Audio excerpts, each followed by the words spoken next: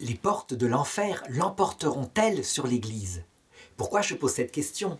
Eh bien parce que Jésus, lorsqu'il instaure le pape, donc le premier pape qui est Pierre, en Matthieu chapitre 16, verset 18, il lui dit ceci: « Tu es Pierre, et sur cette pierre je bâtirai mon Église, et les portes de l'enfer ne tiendront pas contre elle. » Ça semble vouloir dire, véritablement, que l'Église est indestructible, véritablement indestructible. Pourtant, depuis 2000 ans, à chaque génération, il y a des hommes pour annoncer la fin de Dieu, la fin du catholicisme. Comment une telle religion pourrait-elle vivre? Et actuellement, en Occident, où la pratique religieuse s'étiole à toute allure, qu'elle est chutée à partir des années 70, eh bien, on annonce aussi la disparition de cet archaïsme qui sera remplacé par un humanisme de bonne aloi. En fait, ce n'est pas la première fois que cela arrive. Et il y a eu même des moments où l'état de l'Église était pire. Je pense à la crise arienne, par exemple. À un moment donné, il n'y avait plus que quelques saints qui défendaient la divinité du Christ. Et on sait ce que ça a donné, le renouveau total. En fait, on oublie quelque chose dans l'Église.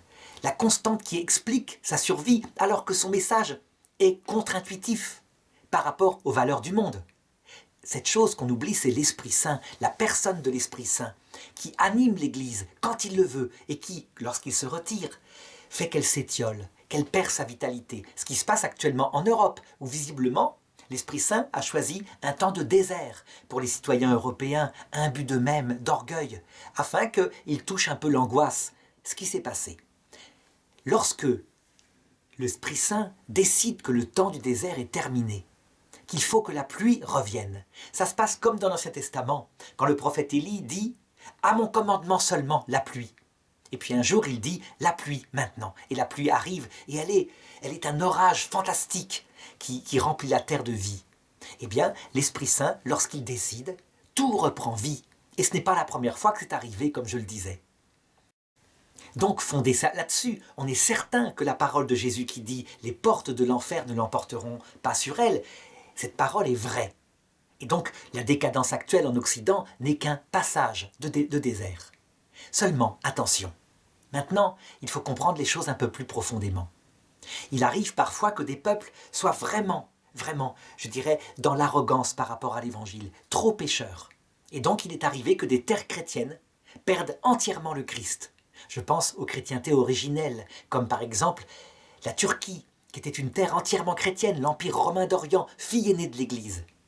Pourquoi? Parce que trop d'intellectualisme, trop de discussions sur le sexe des anges. Et donc, Dieu peut livrer une Église, je dirais, à la disparition, pour qu'une autre religion, celle de la servitude, donc l'islam, prenne sa place. Mais alors, à ce moment-là, il passe le flambeau à un autre peuple. C'est arrivé plusieurs fois. Ça pourrait se passer pour l'Europe. Encore une chose auquel il faut faire attention.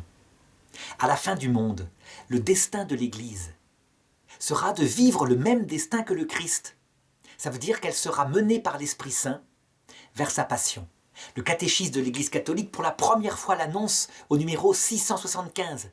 C'est dans l'Écriture, mais là, c'est véritablement le magistère ordinaire qui le confirme, une épreuve finale.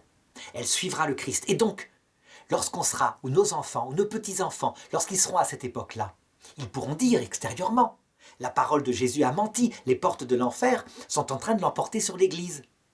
Eh bien, ce sera une erreur de penser cela.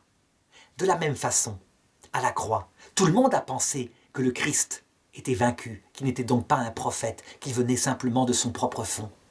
Il se trompait. Une seule personne a su que là, ça commençait. Maintenant, il refaisait toutes choses nouvelles. Eh bien, vers la fin du monde, ce sera pareil. La grande majorité du monde, en voyant la destruction de l'Église jusqu'à sa racine, jusqu'à ses institutions, et il ne restera plus que les beaux bâtiments de jadis, se dira donc c'est une preuve qu'elle ne venait pas de Dieu. Ils se tromperont. Cette destruction de l'Église par le dernier Antéchrist précédera de peu le retour du Christ dans sa gloire, parce que le Christ reviendra lorsque l'Église, à travers les quelques fidèles qui resteront, sera tout humble et tout amour. Alors il ne résistera pas à l'appel de la prière, et il se montrera à tout le monde, entraînant le monde entier dans ce salut. Parce que les gens, dans le règne de l'Antéchrist, seront évidemment profondément angoissés, assoiffés du vrai Dieu qu'ils ne connaîtront plus. Donc quand ils le verront, eh bien, ils iront vers lui.